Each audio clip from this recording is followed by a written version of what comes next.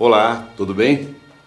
O programa do Jota é um programa de entrevistas, de entretenimento, de variedades e tem como objetivo discutir, debater, informar sobre assuntos de interesse geral. Esse programa será levado ao ar pelo Ponto Shop Web TV toda quinta-feira, às 17 horas, podendo também ser acessado pelos internautas nos dias e nos horários que desejarem. Eis que permanecerá em nosso site e também nas redes sociais. Nós estamos recebendo aqui hoje o Dr. Adib Kassuf Saad, advogado, membro da Academia Amparense de Letras, diretor da CAASP, Caixa de Assistência de Advogados de São Paulo, professor e consultor, membro da Academia Paulista de Letras Jurídicas e da União dos Juristas Católicos de São Paulo. Tudo bem, doutor Adib? Prazer enorme recebê-lo aqui em nossos estúdios. Tudo bem, Melo. É um grande prazer, uma grande honra estar aqui participando do programa do Jota, um programa dirigido, coordenado por você, uma pessoa de tanto destaque, tanta categoria no jornalismo, na apresentação, nos eventos, aqui no Ponto Shop Web TV. Estou à sua disposição e daqueles que nos acompanham. Ok, doutor. Muito obrigado mais uma vez pela sua presença. Eu gostaria de saber como o senhor está vendo esse atual cenário político no Brasil, onde um ex-presidente está preso, o outro, no exercício de seu mandato, está sob investigação, onde vários ex e atuais governadores, deputados estaduais, federais e até mesmo senadores ou estão presos ou estão respondendo a processos. Melo, é um cenário bastante triste e bastante preocupante para a nação brasileira e para o cidadão brasileiro. Exatamente no ano em que nós completamos 30 anos da nova Carta Constitucional, em que acreditávamos que o Brasil mergulharia efetivamente num bom desenvolvimento da cidadania, do chamado Estado Democrático de Direito, do aperfeiçoamento das instituições, dos poderes, dos sistemas de controle da própria administração pública, percebemos que exatamente a classe política, aquela que ocupa os nossos poderes, que deveria dar o grande exemplo para a nação brasileira, não tem correspondido àquilo que o povo brasileiro sempre esperou e sempre almejou. Alguns dizem que na realidade só estamos descobrindo aquilo que sempre existiu. Outros dizem que a nossa situação hoje é bem pior do que aquela que existiu em anos passados. Sendo de uma vertente ou outra, o que nós verificamos é que a situação de corrupção dos nossos poderes está num nível absolutamente insustentável. O nosso povo, as nossas instituições, a sociedade organizada não aguenta mais esse nível de descaso, esse nível de aproveitamento das organizações políticas e muitas vezes do crime organizado assaltando os cofres públicos. Isso tira muitas vezes do eleitor, do povo, da sociedade civil, a própria esperança. Isso tira do nosso povo, do nosso jovem, a vontade de desenvolver, de fazer um projeto a longo prazo. Isso tira a esperança na classe política. Isso tira a vontade de participar dos movimentos, de ingressar nos poderes, de disputar uma eleição, de participar de um partido político. Isso tira do povo o remédio, isso tira dos nossos alunos a educação de qualidade. É lamentável, mas é verdade. É lamentável. Isso tira do nosso povo um transporte digno. Isso tira do nosso povo a segurança e gera, em muitos casos, uma verdadeira situação de revolta. Quando nós olhamos que os principais figurões da República estão envolvidos em esquemas de corrupção, que muitos estão sendo processados, alguns já condenados, outros presos, seja por uma decisão definitiva, seja por uma decisão provisória, seja por uma decisão que ainda há de ser cumprida, isso, na realidade, não deve, em momento algum, e qualquer que seja a bandeira política, ser motivo de alegria ou de comemoração. Na verdade, tudo isso é motivo de tristeza. Tudo isso deve ser motivo de reflexão para que nós saibamos escolher bem quem serão os nossos representantes. Muitas vezes, temos que ter a consciência de que os nossos governantes significam um verdadeiro reflexo da própria população. Não adianta escolher mal, colocar péssimos representantes, porque eles estarão traçando o destino da nossa nação. Quando nós sabemos que um determinado candidato, um determinado partido produzem sistematicamente desmandos, desvios, corrupção, e mesmo assim, de forma consciente, os escolhemos, nós estamos, de certa forma, sendo cúmplices daquela escolha e daquela falta de futuro que nós estamos ditando para as gerações que virão. Ok, muito obrigado. Nós vamos então para uma mensagem comercial. Na sequência, o doutor Adib vai nos responder assuntos relativos à questão da ficha limpa.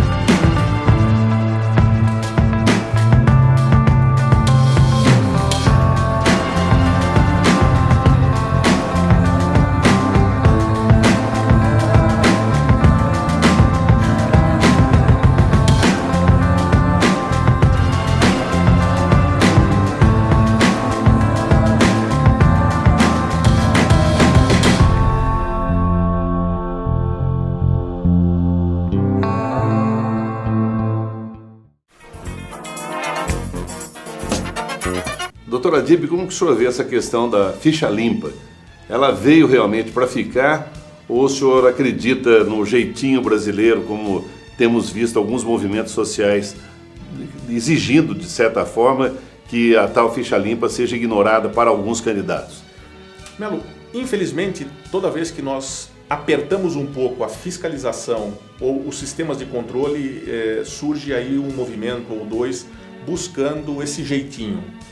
A questão da ficha limpa surgiu principalmente no movimento da CNBB, é bom que se diga, até por força da capilaridade, da penetração da CNBB e da Igreja na colheita das assinaturas para que isso fosse um projeto e depois levado ao Congresso Nacional. Contou com o apoio de muitas entidades nessa luta, especialmente da Ordem dos Advogados do Brasil. Uma vez aprovada, ela deve ser cumprida. É uma das grandes leis no Brasil que vieram e espero que para ficar. A lei da ficha limpa traça um momento marcante na nossa história, em que a população brasileira sinaliza para a classe política que, a partir de uma determinada conduta, eles estarão fora do jogo democrático. É evidente que não existe pena eterna e nem podemos colocar uma pena eterna ou uma pena que tire, em definitivo, uma pessoa da vida política. Mas devemos trazer sanções duras, pelo menos por um lapso temporal suficiente, para que os agentes políticos, as pessoas que participem efetivamente, com dolo, de atos de corrupção, entendam que a sociedade não suporta mais esse tipo de conduta. E com isso eles estejam alijados, eles estejam fora das eleições subsequentes. É um recado muito bem dado da sociedade civil brasileira, a partir do Congresso Nacional, para que esses políticos compreendam que, com condutas dolosas, se forem efetivamente punidos, se forem descobertos, eles ficarão alijados da vida política. Nós percebemos que, para muitos, a grande preocupação, quando eles assumem o poder, é manter-se no poder. Quando eles compreenderem que, usando mal esse poder, eles perderão, por pelo menos muitos anos, essa possibilidade de permanecer no poder, tomarão mais cuidado na prática de atos. Ainda dentro dessa questão política, eu gostaria que o senhor me falasse um pouquinho sobre essa questão de que hoje parece que o político ele quer se perpetuar no poder de qualquer forma.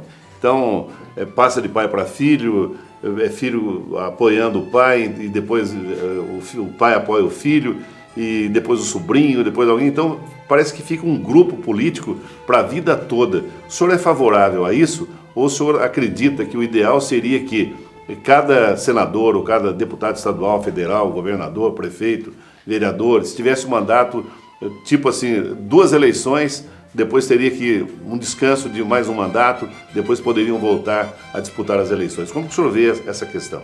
Melo, na realidade existem casos e casos. Para o Poder Executivo, o limite de 2 mandatos é suficiente. Podemos até pensar em reduzir isso para um único. Por quê? Porque o Executivo tem uma série de atribuições previstas na Constituição que o diferencia dos demais poderes. Dentro do Legislativo, é possível que você tenha 2 ou 3 mandatos? É possível.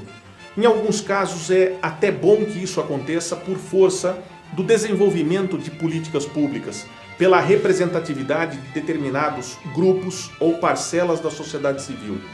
O que nós não podemos ter de forma nenhuma é a perpetuação do poder pelo poder, para manutenção de grupos políticos, para garantir aquela quadra de privilégios ou para garantir a quadra de um determinado feudo ou para garantir a quadra de um determinado grupo político que não sai do poder, não por uma ideologia, não por uma política pública, mas simplesmente para manter nos quadros do poder público os seus apadrinhados políticos, os seus achaques aos cofres públicos, para manter as mesmas empresas sendo contratadas pelo poder público. É isso que é inadmissível. Na realidade, não é o lado bom, porque muitas vezes um parlamentar ou um prefeito que é eleito, reeleito, por competência, ele faz um bem extraordinário para a população. Um parlamentar que desenvolve durante 4, 8, eventualmente 12 anos uma determinada política pública, por exemplo, para defesa de uma ideia fundamental da saúde, uma grande ideia dos transportes, é fundamental que permaneça, mesmo porque nós não sabemos, com esse grau que nós estamos de verdadeira insanidade política, quem é que irá substituí-lo. Se nós temos figuras na nossa política atual e no cenário que se nos apresenta, teremos alguém à altura para substituí-lo. Nós estamos com candidatos que não guardam, lamentavelmente, condição alguma de preencher um cargo, seja no Senado, seja na Câmara Federal, seja nas Assembleias Legislativas. É triste dizer isso, mas é a nossa realidade. Então, o grande problema não é a repetição por competência, é a manutenção do poder pelo poder, para garantir o feudo, para garantir cargos, para garantir contratos. Essa é uma doença sistêmica, em que fica uma determinada família porque precisa controlar um estado, precisa controlar uma região do país. Isso é inadmissível, porque isso liquida a possibilidade dos jovens virem para a política, das novas lideranças, das novas ideias. Nós não conseguimos com isso arejar a política brasileira e dar oportunidade para que aqueles que têm capacidade, competência, novas e grandes ideias possam exercer o poder no Brasil. Ok, nós vamos para mais uma mensagem comercial. Na sequência, vamos perguntar ao Dr. Adib como ele vê esses candidatos caricatos, tipo, por exemplo, o Tiririca, que leva uma tonelada de votos e ainda acaba, em consequência dessa votação expressiva, levando mais 2, 3, 4 ou até 5 candidatos sem grande expressão, mas que tenham alguma motivação diferenciada. Então nós vamos para esse intervalo e voltamos com essa questão dos candidatos caricatos que nós temos no Brasil.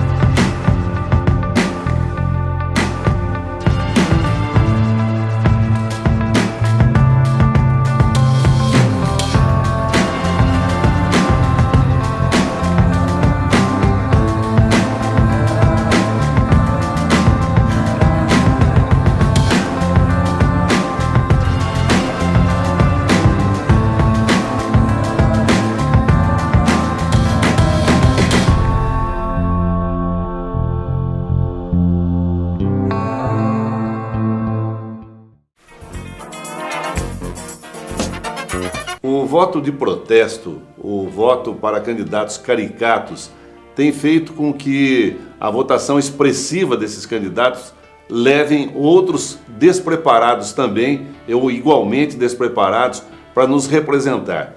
Eu gostaria, doutora Adib, que o senhor me falasse um pouquinho sobre isso. Como o senhor vê essa questão desse tipo de voto que o brasileiro, infelizmente, ainda, ou por gozação, ou por desacreditar completamente da política, acaba dando e elegendo tanta gente incompetente para nos representar? Melo, você sabe muito melhor do que eu que nós precisamos no Brasil de uma urgente reforma política. Por que uma reforma política? Porque o nosso sistema permite que, muitas vezes, um candidato que não tem a votação suficiente para ser eleito acabe ocupando uma vaga.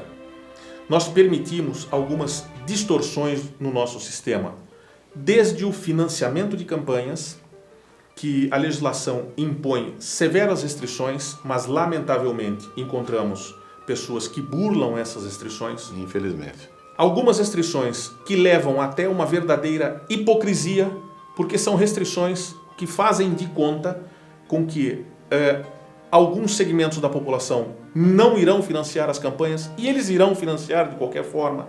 Ou seja, nós precisamos trazer transparência para as campanhas. Precisamos fazer com que aquele cidadão que tem interesse em patrocinar uma determinada ideia ou um determinado partido tenha o direito de fazê-lo. Temos que fazer com que os candidatos entendam que os mais preparados, aqueles que têm as melhores ideias, aqueles que têm o passado limpo, aqueles que não têm comprometimento com as barras da justiça, possam discutir livremente ideias, para que o povo eleja ideias. E não figuras caricatas. Nós precisamos também participar de uma formação do nosso eleitor. Precisamos levar aos nossos eleitores valores concretos e não uma inversão de valores. Precisamos permitir boa educação para a população. Precisamos permitir que, tanto daqueles que concorrem, quanto daqueles que elegem, tenhamos um aprofundamento da discussão política nacional. A política não é essa desgraça que vem sendo pintada. A política em si é uma ciência fantástica. Ela deve ser aprimorada, ela deve ser ensinada, ela deve ser discutida, ela deve ser debatida. As pessoas precisam ser politizadas, sim, para saber escolher bem, saber exigir o que deve ser exigido e colaborar com o poder público naquilo que pode ser colaborado. E, ao mesmo tempo, com muita transparência dos atos de administração, fiscalizar a gestão administrativa dos três poderes, do legislativo, do executivo e do judiciário. Essas distorções não serão resolvidas do dia para a noite. Precisamos, entre as várias reformas, de uma reforma política urgente, que comece no financiamento das campanhas, no sistema de votação e eleição e que passe necessariamente para uma maior transparência para os nossos eleitores. Essa questão, por exemplo, do voto obrigatório, o senhor é favorável ou é contra? Talvez por ser esse voto obrigatório, não seria essa a razão maior do voto de protesto? O voto de protesto, na minha opinião, ele hoje certamente será levado às urnas, mas não pela obrigatoriedade do voto. Será pelo absoluto descontentamento da população com toda a situação que se apresenta. Acho que, enquanto não aprofundarmos o debate político e elevarmos o índice de educação brasileiro, o voto deve permanecer obrigatório por algum tempo e mais adiante tornarmos facultativo. Por ora, essa discussão e o aprimoramento das instituições penso que é fundamental a partir da reforma política. Ok. E essa questão das pesquisas? O senhor acredita nelas, no resultado que as pesquisas a gente vê todo dia mudando e de repente quando termina uma eleição a gente observa que aquilo que foi apresentado como certo não era tão certo assim. O senhor acredita na manipulação dessas pesquisas eleitorais? Melo, eu acredito nas pesquisas dos grandes institutos. São institutos de absoluta credibilidade, de absoluto renome, mas é preciso fazer algumas observações. O cenário político ele tem mudado de uma forma absolutamente rápida, até por força da velocidade da mídia social e dos meios de comunicação. As informações chegam de forma muito rápida. Nós temos um número extremamente grande de eleitores indecisos e de eleitores que admitem votar em outro candidato, diverso daquele que foi anunciado, que ele disse que iria votar, caso o cenário político mude. Isso tudo, num jogo eleitoral, em uma semana, em 4 dias, 5 dias, ele provoca uma variação, sem levar em consideração os métodos de cálculo. Numa amostragem de 2.000 eleitores, para você fazer o cálculo sobre 200 milhões de brasileiros, é um cálculo estatístico muito avançado, muito preciso, mas nós temos que admitir uma margem de erro. Ele está muito próximo da realidade, sim, mas há uma margem de erro e, além da margem de erro, há essa mobilidade do eleitor dia a dia, minuto a minuto, o que fica agravado ainda mais por força da velocidade das informações. Mas precisamos separar o joio do trigo. Existem institutos que, lamentavelmente, podem sofrer algum tipo de pressão. Os nossos grandes institutos aqui no Brasil, eles têm grande credibilidade. Ok, muito obrigado. Vamos para mais uma mensagem comercial. Na sequência, nós vamos conversar com o Dr. Adib sobre outros assuntos extremamente interessantes. Vocês vão gostar. Fique conosco.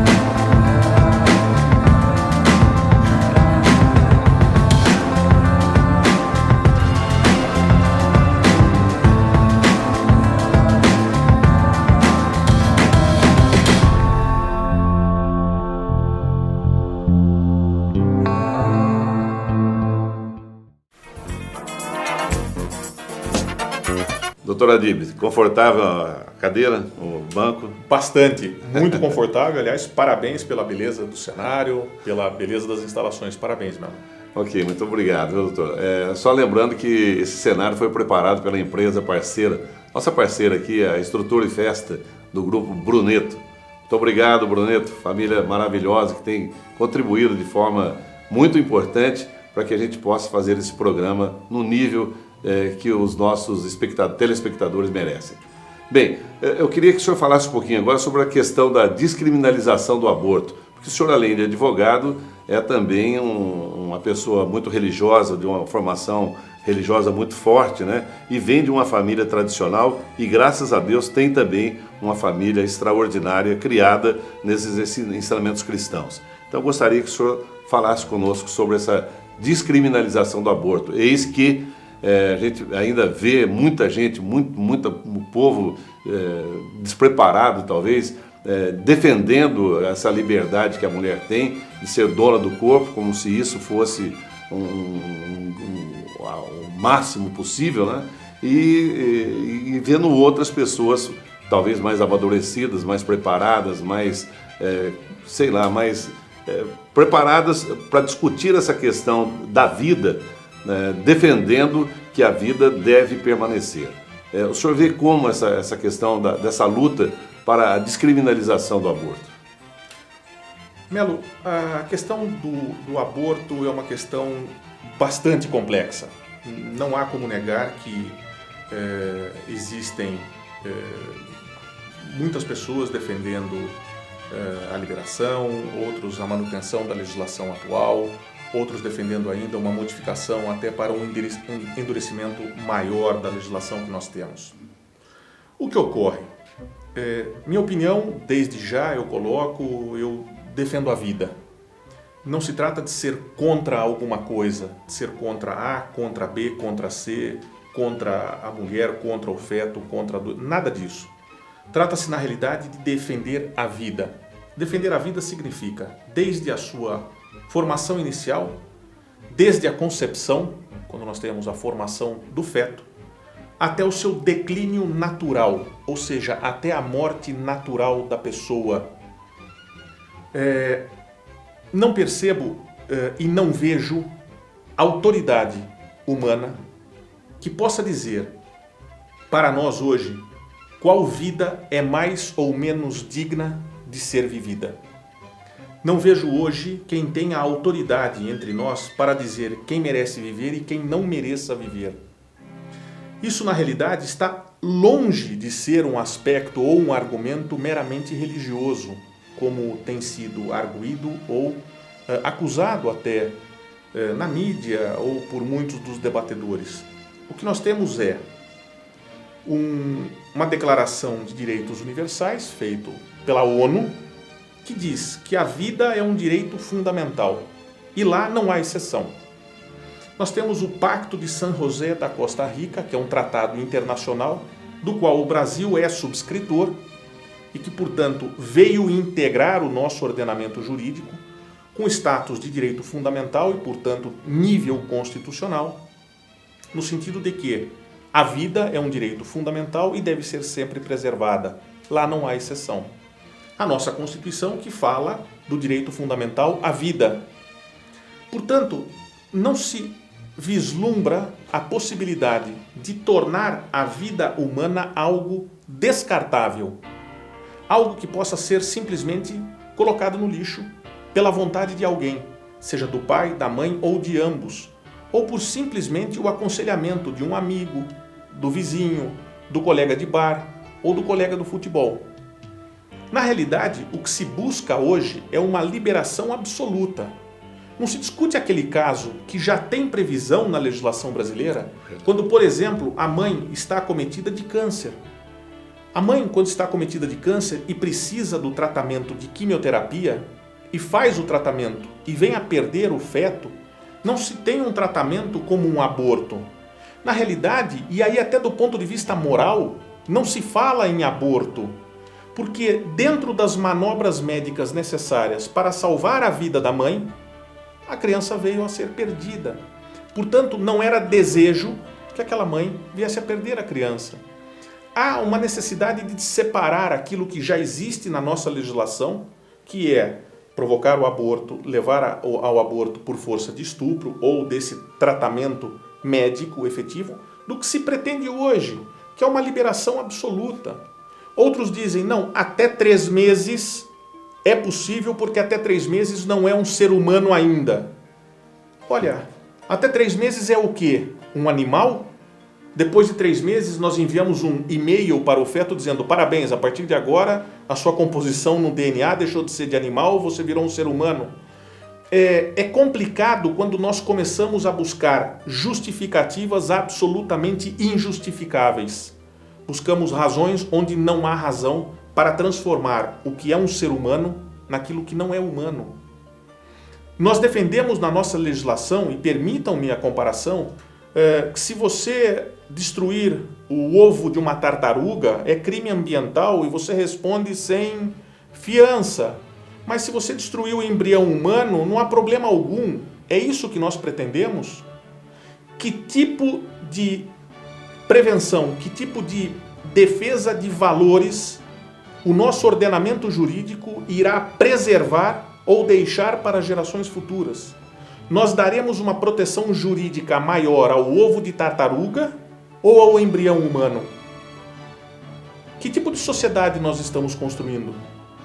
Não digo que os animais não devam ter nenhum tipo de proteção, mas não devo dizer também que o ser humano deva ter uma proteção inferior à dos animais. Essas relações humanas, na realidade, em alguns casos, estão sendo transformadas, com todo respeito, em relações animalescas. Essa ideia de que a mulher comanda o seu corpo é absolutamente verdadeira. A mulher comanda o seu corpo. Porém, o embrião humano, o feto, aquela criança, não é parte do seu corpo. Não é um apêndice. Não é algo que ela possa simplesmente cortar e jogar fora. É uma outra vida. E é a preservação desta vida que está em discussão. O debate é muito longo. O debate é bonito. Precisa ser feito. Mas precisa ser colocado sobre bases reais, verdadeiras. Não com acusações do tipo, esse é um argumento religioso. Sim, a igreja tem o direito de dar a sua opinião. Aqueles que acreditam em Deus têm o direito de dar a sua opinião. O fato de eu acreditar em Deus e ter fé em uma determinada religião não desqualifica o meu argumento. O fato de alguém que é ateu ter uma opinião, pelo fato dele ser ateu, a opinião dele não é desqualificada. Nós precisamos debater ideias e conceitos de forma racional. Precisamos parar com esses extremismos, desqualificar as pessoas por força daquilo que elas acreditam. Precisamos ter um debate honesto, sincero, mas um debate racional, não esquecendo daquilo que diz respeito à própria natureza humana. Não podemos dizer que um embrião humano com 2, 3, 4 semanas não é humano. Ele é um embrião o quê? Essas questões precisam ser respondidas, mas respondidas com honestidade intelectual. Na minha opinião, desde a concepção até o declínio natural, o direito à vida é inviolável. Ok, vamos para uma mensagem comercial. Na sequência, vamos conversar sobre a descriminalização das drogas no Brasil. Obrigado por ficar conosco e fazer parte desse bate-papo interessante com o nosso convidado especial da semana, o Dr. Adib Kassuf Saad.